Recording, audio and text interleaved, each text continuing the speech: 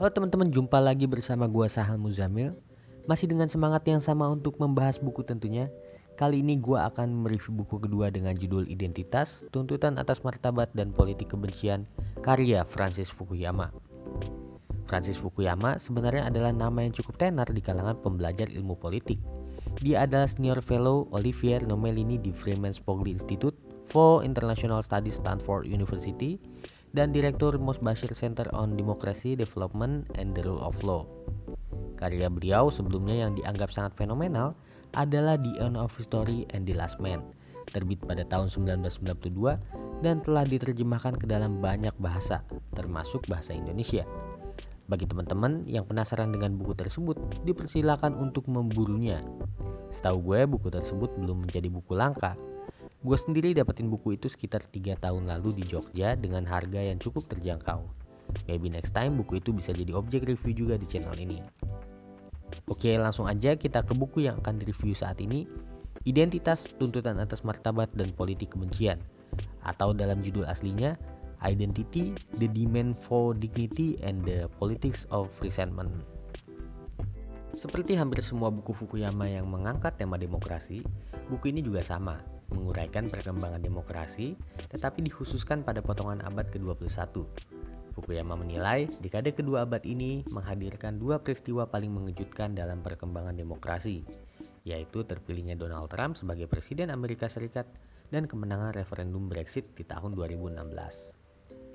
Walaupun dua peristiwa tersebut bisa dijelaskan koherensinya dalam tren global, tren yang akan kita jelaskan nanti sebagai satu bentuk dari politik identitas, dua peristiwa itu tetap mengejutkan karena terjadi di negara yang notabene-nya adalah arsitek dari demokrasi modern, Amerika dan Inggris.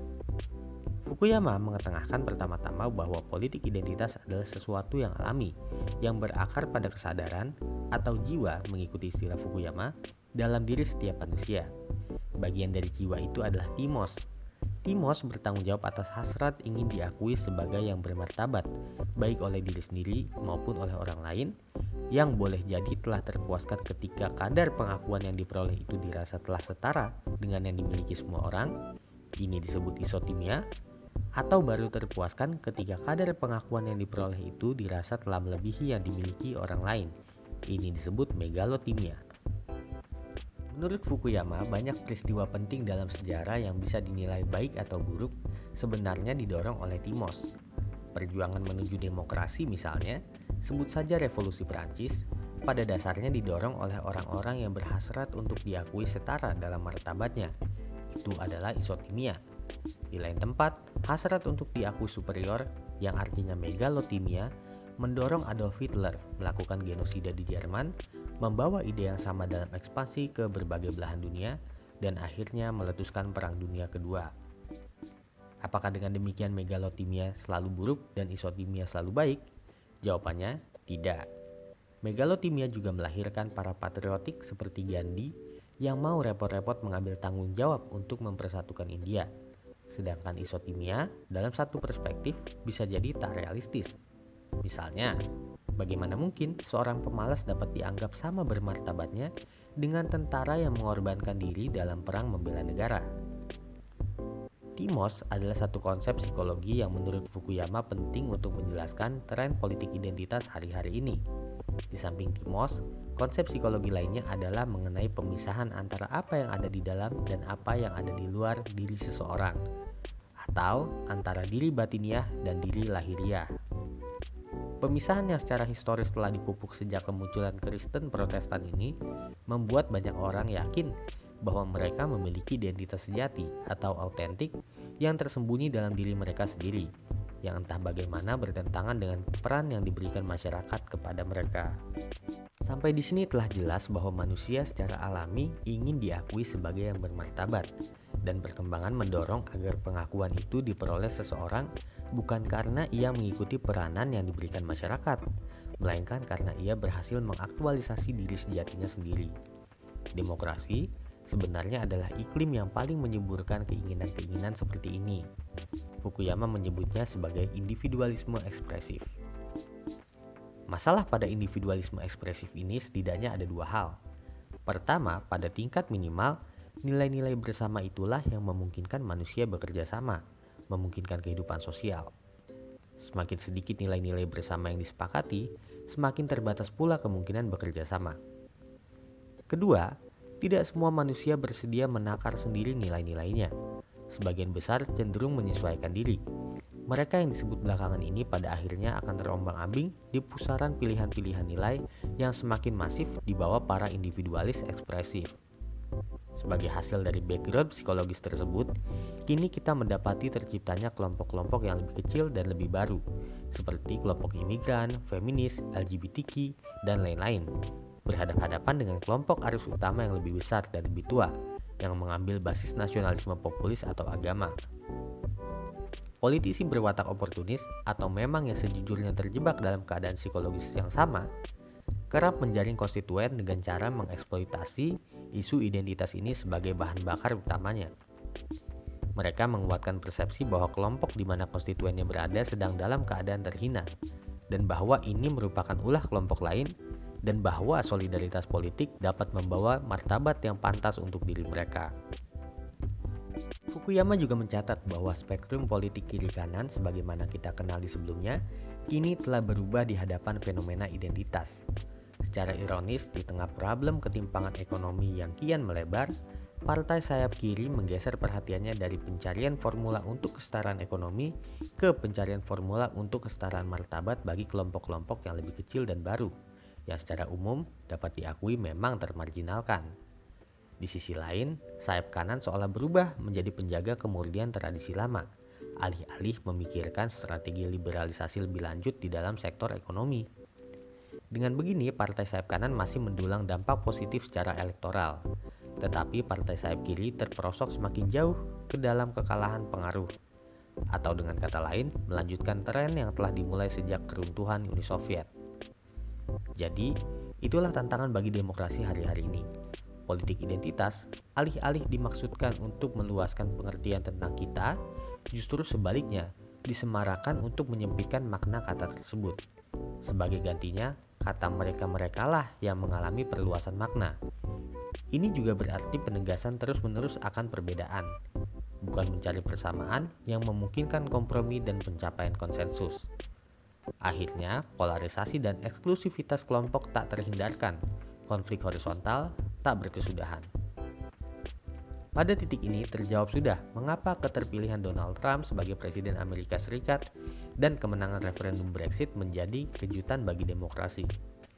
Trump adalah sosok yang meneriakan slogan Make America Great Again dan American First dengan pengertian Amerika yang sempit, menyiratkan pesan entah bagaimana kejayaan Amerika telah direnggut oleh bukan Amerika. Sebagaimana diketahui, Amerika yang dulu identik dengan peranakan Inggris Kristen, hari ini adalah suaka bagi jutaan orang yang berasal dari suku, agama, dan ras berbeda. Sementara itu, sebagai contoh, Trump masih memandang berbeda umat Muslim di sana.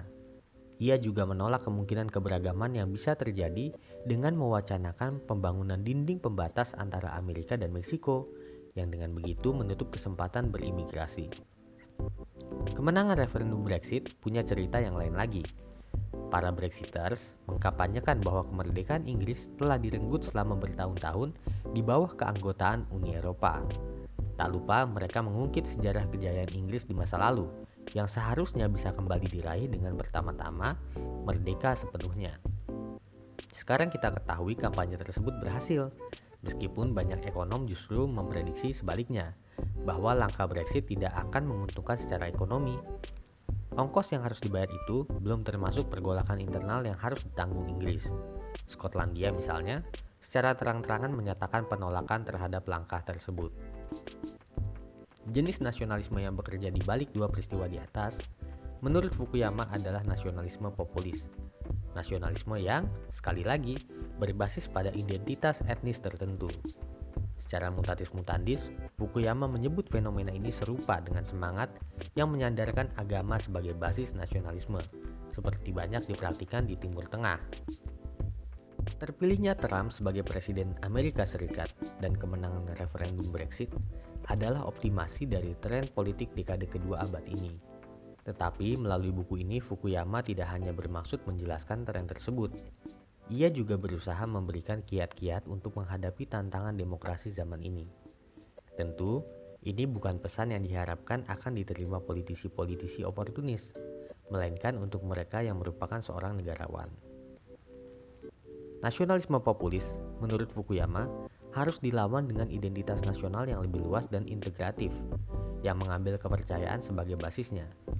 Kepercayaan di sini maksudnya adalah penerimaan substantif terhadap ide konstitusionalisme, supremasi hukum, akuntabilitas demokrasi, dan kesetaraan, serta diikuti status kewarganegaraan dan kebijakan tertentu lainnya.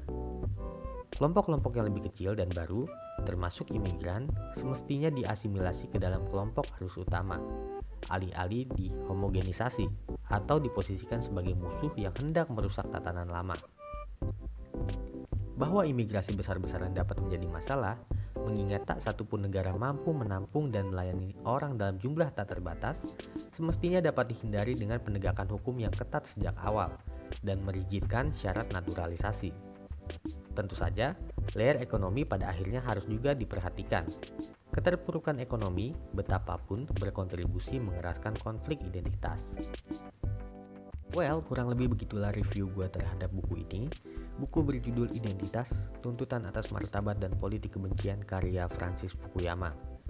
Very recommended untuk teman-teman baca. Tapi sekedar saran dari gue, bacalah buku ini dengan tenang, jangan terburu-buru karena kayaknya ini termasuk buku yang cukup berat. Gue sendiri harus ngebaca beberapa part berulang kali untuk memastikan gue benar-benar paham. Bukan karena tata bahasanya jelek ya, melainkan karena banyak teori yang dilibatkan di buku ini yang mana sebenarnya ngebuat buku ini jadi keren banget. Dan seperti biasa, kalau harus ngasih skor skala 1-5, gue mau kasih nilai 4,8 untuk buku ini. Sip, kita akhiri video kali ini. Sampai jumpa di video berikutnya. Bye-bye.